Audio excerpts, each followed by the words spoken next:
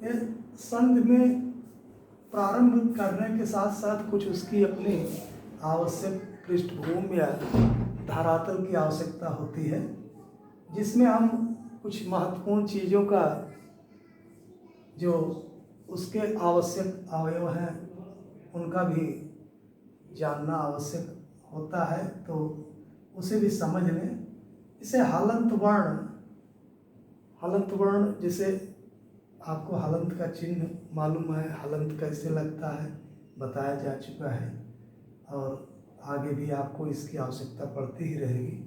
तो हलंत वर्ण में कोई मात्रा न तो आप लगा सकते हैं क्योंकि वो आधा होता है, न तो कोई मात्रा लगेगी और न ही विसर्ग।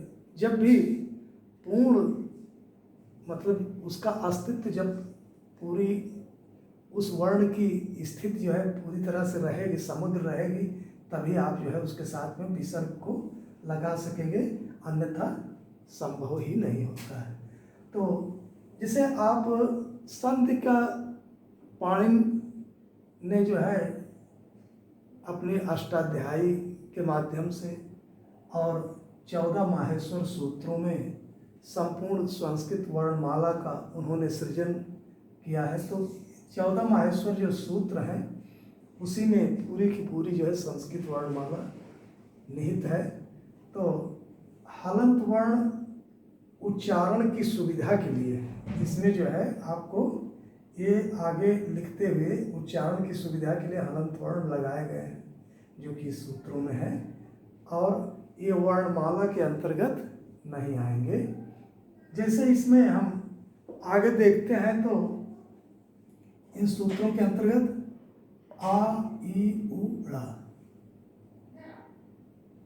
14 सूत्र हैं, 1 2 3 4 5 6 7 8 9 10 11 12 13 और 14। तो आयुण, रिलरिक, एयोंग, आयोज, हैरट, ला, यामंग, अड़नम, झबंग, घा, ढ, धस, जब, गढ़, दश, खप, छठ, थच, ट, तव, कपय, श, सा, रा, हा, ल। तो इस तरह से इसमें जो है देखिए, इसमें जो आपका है आ यू उड़ रील रिक एवं एवज, ये सब जो है स्वर के अंतर्गत है। जैसे इसमें अगर हलंत को निकाल दिया था आ ई उ री री ए ओ ऐ औ, इस तरह से ये सभी जो है स्वर इसमें समाहित हैं। और यहाँ पर जो है आगे हाय औरट लड़, ये जो है आपका जो या वा रा ला, ये आपका जो मूल के अतिरिक्त संयुक्त स्वर के रूप में जो है जाना जाता है। तो विसर्ग अंतस्थ इस तरह से है आपका।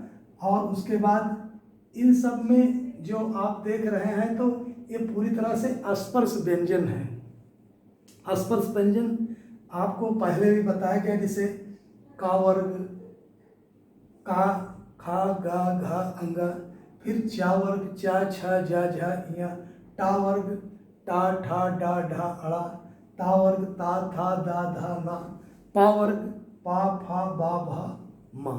तो इस तरह से आपको जो है इन चीज़ों को जो कि स्पर्श व्यंजन के रूप में माने जाते हैं, और इन व्यंजनों का ही जो है पूरी तरह से उपयोग आपके जो है स्वर के साथ मिल करके और संधियों का निर्माण संभव हो पाता है। तो आगे जो है आपको जो ये स्पर्श व्यंजन आपका जो है इसमें लिखा हुआ है, स्पर्श व्यंजन, जो कि ये सब जितना आपको पोर्शन पूरा का पूरा जो है उसमें आएगा। उसके बाद आपका ऊष्म व्यंजन है।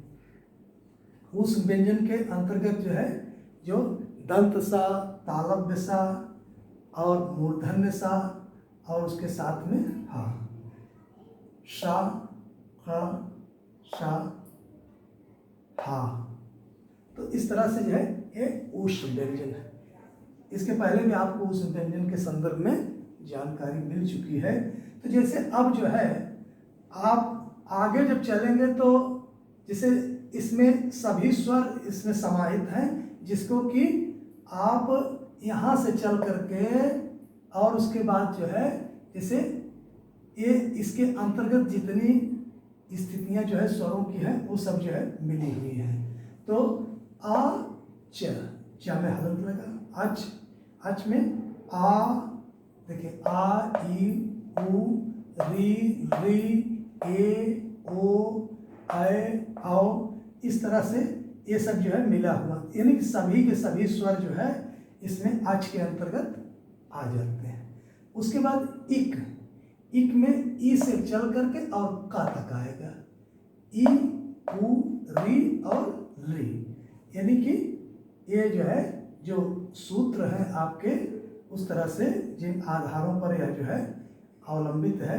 इक, ई, उ, री, री, यण है तो यण में जो है आपका क्या आएगा, या और रा, या से चल करके रा तक, यानी कि या, वा, रा और ला, ये जो है यण है। और उसके बाद एच के अंतर्गत ये आपका जो है क्या आएगा, ए, ओ, आई, आओ, यहाँ से ए से शुरू है और च तक, ओ, ए, ओ, आई, आओ, ये सब मतलब इतना जो है आ गया। और उसके बाद अक में आ से चल करके का तक, आ, ई, उ, री और ली, ये जो है अक के अंतर्गत आ गया। उसके बाद फिर जो है एंग में आपको जो है यहाँ पर ए से चल करके आप जो है यहाँ हलंत तक एंग, तो ए और ओ इसके अंतर्गत आएगा।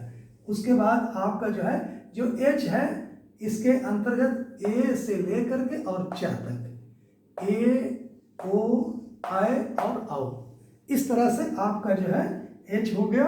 और ये क्या माने जाते हैं, सभी संयुक्त स्वर के रूप में जो है माने जाते हैं, संयुक्त स्वर के रूप में माने जाते हैं। और मूल स्वर का है आ, ई, उ, री और री, ये जो है मूल स्वर है।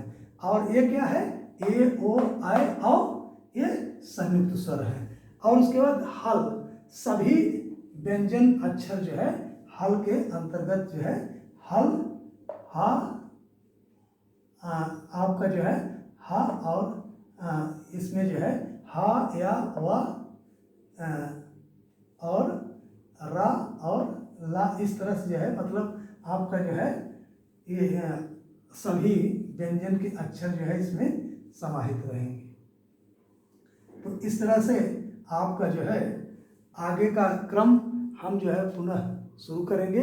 तो उसमें संधियों का प्रारंभ होगा, जिसके अंतर्गत हम स्वर संधि के विषय में आपको आगे प्रारंभ करेंगे, शुरुआत होगी।